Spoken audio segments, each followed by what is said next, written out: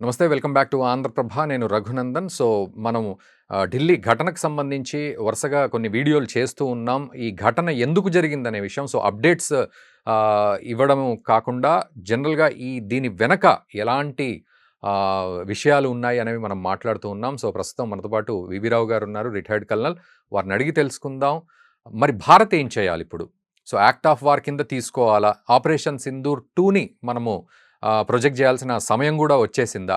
ఒకవేళ వస్తే ఇప్పుడు మనము ఎవరి మీద దాడి చేస్తాం? పాకిస్తాన్ మీద, లేకపోతే ముష్కర్ల మీద? ఒకవేళ ముష్కర్ల మీద, తీవ్రవాదుల మీద అయితే వాళ్ళైతే ఎవరు క్లెయిమ్ చేయలేదు. ఏం చేయబోతున్నాం? మనం ఏం చెయ్యాలి అసలు అనేది మనం మాట్లాడదాం. వివి రావు గారు నమస్తే అండి.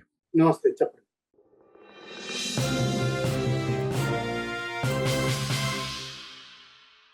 ఇక్కడ ఈ పాయింట్‌లో మరి భారత్ ఏం చేయాలి? ఇప్పుడు అక్కడ చూస్తేనేమో ఎల్ఎన్‌జేపీ హాస్పిటల్ దగ్గర దారుణంగా ఉంది సిట్యుయేషను. అండ్ దేశవ్యాప్తంగా కూడా అలర్ట్ ప్రకటించేసాం. బట్ నెక్స్ట్ ఏంటి?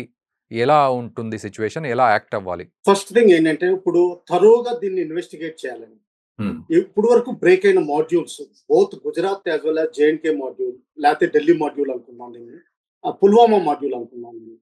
ఈ పుల్వామా మాడ్యూల్ది ఫుల్ బ్రేక్ చేయాలండి. అంటే వాళ్ళ కాల్ ఇంటర్సెప్ట్స్, వాళ్ళ ఫైనాన్షియల్ ట్రాన్సాక్షన్స్, లాస్ట్ 10-15 ఇయర్స్లో వాళ్ళు చేసిన పనులు, ఎక్కడ ఎవరు వాళ్ళని ఇండాక్ట్రినేట్ చేశారు, వాళ్ళకి ట్రైనింగ్ ఎవరు ఇచ్చారు, వాళ్ళని మోటివేట్ ఎవరు చేస్తున్నారు, వాళ్ళకి ఆర్డర్స్ ఎవరు ఇస్తున్నారు, ఇవన్నీ ఎస్టాబ్లిష్ చేసుకుని మనం ఒక ఎనాలిసిస్ చేసుకుని క్లియర్గా మనం ప్రస్తుతానికి మన దేశంలో ఉన్న కామన్ నాలెడ్జ్ ప్రకారం దీని లీడ్స్ అన్ని ఐఎస్ఐకి వస్తున్నాయి.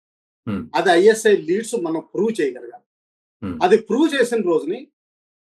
చేసిన వెంటనే మనకి ఆపరేషన్ సింధూర్లో మనం ప్రామిస్ చేసినట్టు దీన్ని యుద్ధ చర్య కింద, పాకిస్తాన్ చేస్తున్న యుద్ధ యాక్టివిటీ కింద తీసుకుని దానికి పరస్యవనంగా మన కౌంటర్ అటాక్ కానీ కౌంటర్ చర్యలు కానీ తీసుకోవాలి.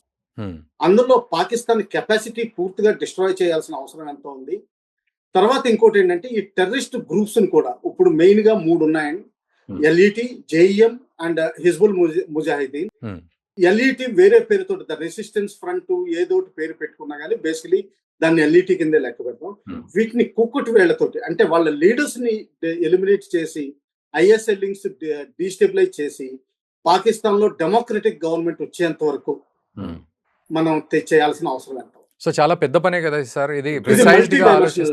ఎక్స్టర్నల్ అఫైర్స్ మినిస్ట్రీ ఇన్వాల్వ్ అవుతుంది, ఇంటర్నేషనల్ గా ఇన్వాల్వ్ అవుతుంది. Last time multi party leaders ని ప్రపంచం అంతా పంపించి చేసినట్టు మళ్ళా చేయాల్సి ఉంటుంది. ఎకనామిక్ గా చేయాల్సి ఉంటుంది. ట్రేడ్ విషయంలో మనం ఆల్రెడీ చేసాం. ఐఎంఎఫ్ నుంచి రుణం కూడా వాళ్ళు వెనక్కి వెళ్ళిపోయారు. ఇంకా వేరే రుణాలు ఏం లేకుండా చేయాలి. చైనా తోటి కొంచెం సత్సంబంధాలు మెయింటైన్ చేసి వాళ్ళ సపోర్ట్ మినిమైజ్ చేయడానికి చూడాలి. అమెరికాను కూడా కన్విన్స్ చేసి వాళ్ళ సపోర్ట్ తగ్గించడానికి చూడాలి. క్వాడ్ ఇంపార్టెన్స్ పెంచుకోవాలి. తర్వాత సైబర్ వార్ఫేర్ కెపాసిటీ మనం పెంచుకోవాలి. అంటే ఇంటర్సెప్షన్ కెపాసిటీ, తర్వాత డార్క్ వెబ్ ను మానిటర్ చేయగలిగే కెపాసిటీ, ఇవన్నీ మనం పెంచుకోవాలి.